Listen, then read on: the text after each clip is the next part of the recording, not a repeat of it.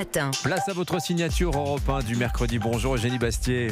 Bonjour à tous. Eugénie, vous revenez ce matin sur une annonce qui a fait grand bruit, la grossesse de la patronne des Verts, Marine Tondelier. Oui, impossible d'y échapper. La dirigeante des écologistes s'est exprimée partout, dans Elle d'abord, puis sur LCI, sans oublier tous les réseaux sociaux, pour annoncer en effet qu'elle était enceinte. Alors commençons donc par la féliciter. D'abord parce que l'arrivée d'un enfant est toujours une bonne nouvelle. Ensuite parce qu'en ces temps de disette démographique, voir une responsable politique de premier plan assumer avec joie sa grossesse, affirmer qu'on peut être à la fois mère de famille épanouie et femme engagée dans la vie publique, écolo et désireuse d'une progéniture, cela mérite d'être salué. Mais Marine Tondelier, on le sait, a le goût de la mise en scène. On se souvient de sa veste verte devenue une signature. Elle n'a pas seulement annoncé une grossesse, elle a choisi d'en faire un objet politique avec un plan de communication très bien rodé. Au fond, rien de très neuf à gauche où l'on revendique depuis longtemps l'idée que le privé est politique. Oui, mais ce qui n'est pas normal, Eugénie, qu'un responsable politique utilise son vécu pour braquer les projecteurs sur une expérience que vivent de nombreuses femmes. C'est aussi de la politique, hein. Bien sûr, et l'on ne peut être que touché par ce qu'elle raconte, un parcours de PMA, une fausse couche, puis finalement une grossesse survenue naturellement. Ce sont des épreuves intimes, souvent douloureuses, et il est légitime de vouloir parler pour ceux qui les traversent. Là où je suis plus réservée, c'est quand elle affirme briser un tabou et répète qu'il s'agirait d'un sujet très politique dont personne ne parle.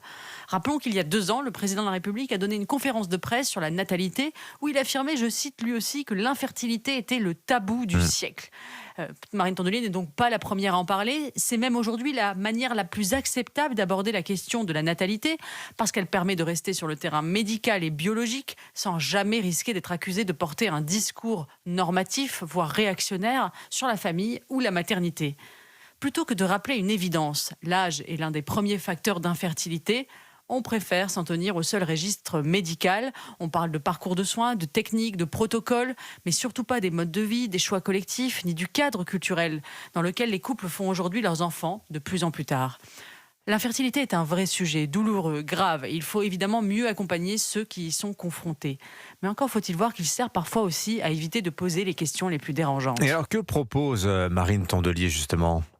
Écoutez, elle a une proposition pour le moins dérangeante, puisque pour éviter à certaines femmes des fausses couches, Marine Tondelier propose d'analyser les embryons en amont de la PMA pour éviter d'implanter des embryons défaillants qui conduiraient à des fausses couches.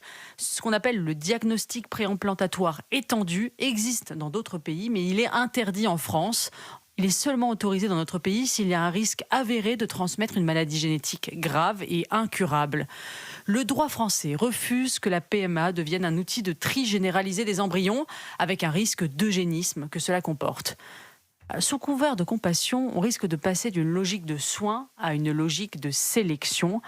Il est d'ailleurs assez frappant, je trouve, de voir les écologistes si promptes à défendre partout le naturel, la limite, le principe de précaution, se montrer ici parmi les plus empressés à desserrer les verrous bioéthiques. Ah oui, il faut le voir pour le croire, Eugénie Bastier. Voilà, c'est comme ça que ça marche. Signature Europe 1. Merci beaucoup, Eugénie. Merci, très bonne journée à tous. On vous retrouve vendredi.